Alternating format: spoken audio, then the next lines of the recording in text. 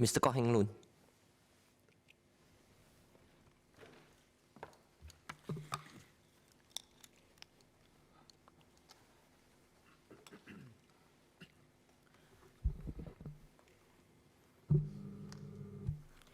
Thank you, Deputy Speaker, sir. I'm very glad that the government has put up this motion to call for setting up of a select committee on this deliberate online falsehood. I applaud the government for taking this approach because this is a very important issue affecting every Singaporean, young and old, and hence, a call for extensive and in-depth discussions and deliberation is most important. We all know that fake news is not anything new. It has been around since olden times and even now in present days. It's been used by both states and non-states players to profit, to manipulate, to divide, and to conquer. Now in 2017, Minister Shanmugam, in replying to members of the House, identified 3 situations of such things, and I would quote him. First, genuine feedback.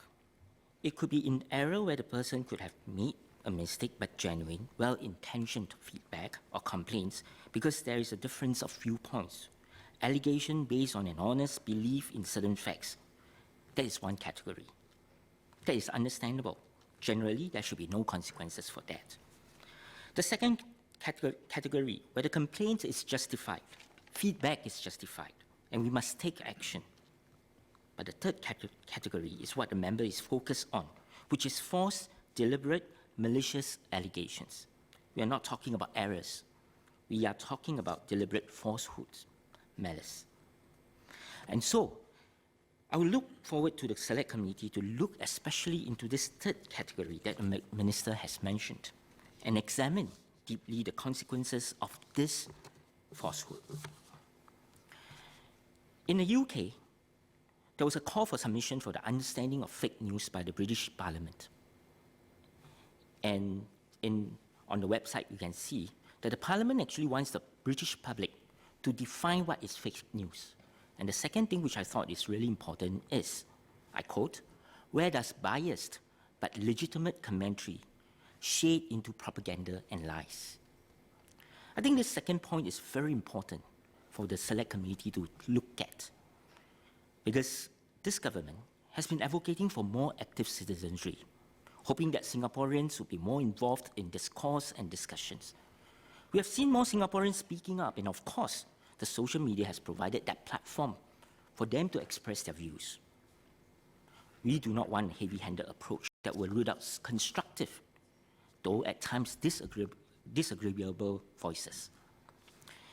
Hence, I hope that the Select Committee will consider if there are to be new legislation against deliberate online falsehood, that it needs to balance the interests of protecting national security and preserving public order with the interest of one, enabling individuals to have meaningful discussion on issues of concern, including government policies, without fear of having action taken against them. And 2, enabling the media, both professional and citizen journalists, to report on such issues of concern. Where the media is concerned, for example, should there be a responsible journalism defense? Thus, if a media outlet acts responsibly before publishing a story, for example, by conducting inquiries into whether an incident did in fact happen or by approaching the authorities for comment, should it be free from liabilities even if it later turns out that the stories contain some inaccuracies? Also provided that the media has made such inquiries, if it is merely reporting what someone else says without endorsing what has been said, should it be free from liability? However, I would urge the Select Committee to look at what our present law's provisions have as a starting point.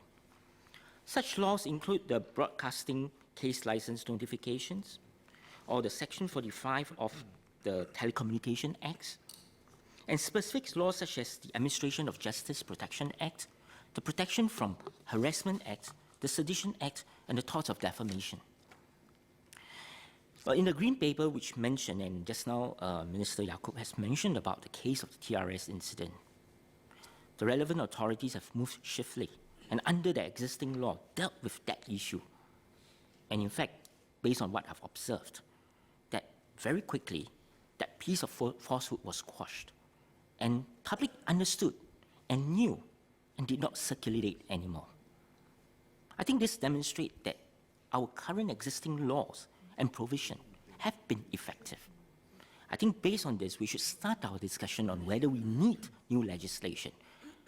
I'm not saying that these acts are perfect and do not require review.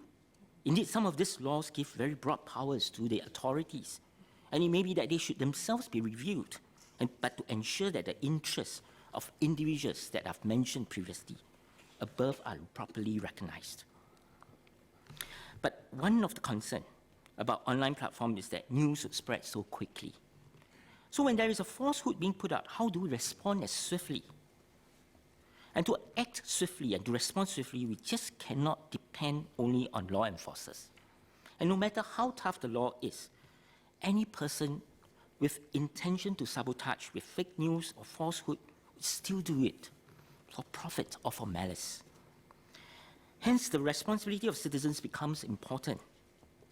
To stop the spreading of news, it needs the citizen to be vigilant, to take up responsibility, but not to be vigilante. Hence, this age of social media, the people's responsibility then must include the ability to discern and make up their mind what news are dubious and what are falsehood. Media literacy is important and should be inculcated in all levels of society, in schools, in community setups, in workplaces, and even at home. Any good literacy programs must be taught critically so that those who are learning it will learn how to think critically. So I hope the Select Committee will look at how to further our media literacy outreach, and not just going to schools, but to workplaces, community, and grassroots sites. But I also think that this is a wonderful opportunity for everyone to start thinking about these issues, and to write on the work of the Select Committee that will gain a lot of public attention, that the government should consider, at the same time, put up sustainable engagement programs on media literacy at all of these sites that I've just mentioned. As the world becomes more complex, no one person or institution can claim to hold truth, to have all information. Hence, everyone must contribute to providing information, to help to discover truth, and to fact-check. Fake news preys on the confirmation biasness of its readers. And so, as it travels virus very quickly, unsuspecting public will be taken in very quickly. So to help public learn to discern truth, facts, and opinions from lies and falsehoods, it is important that there's a high level of transparency, of information flowing, especially, from authority. The earlier when these informations are being shared without prejudicing justice or national security concerns, that would help people to know and to be able to clear the air. I also hope that the Select Committee would also look at multiple independent fact-checking bodies that would allow public to fact-check, cross-reference, so that they can make decisions themselves. I would also like to ask the Select Committee, when calling out for public engagement, again to allow more time for consultations. A recent incident was the Film Act, the draft of the Film Act, where we had only 9 days to make that, submission, and we had to appeal for another 2 more weeks of that submission. And I hope that this would not happen.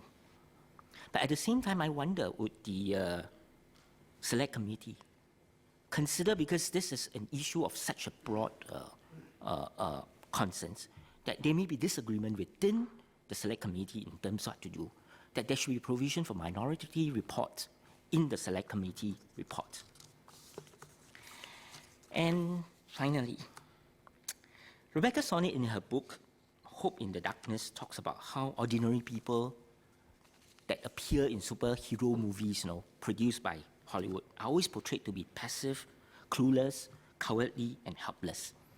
Because without this clueless public, the superheroes cannot perform his task. But in real life, we realize that people are not that clueless. And I think in the fighting of this online falsehood, we need all people to be responsible. The people, the government, the media, the civil society, because we really cannot wait for superheroes in those crisis moments. Thank you.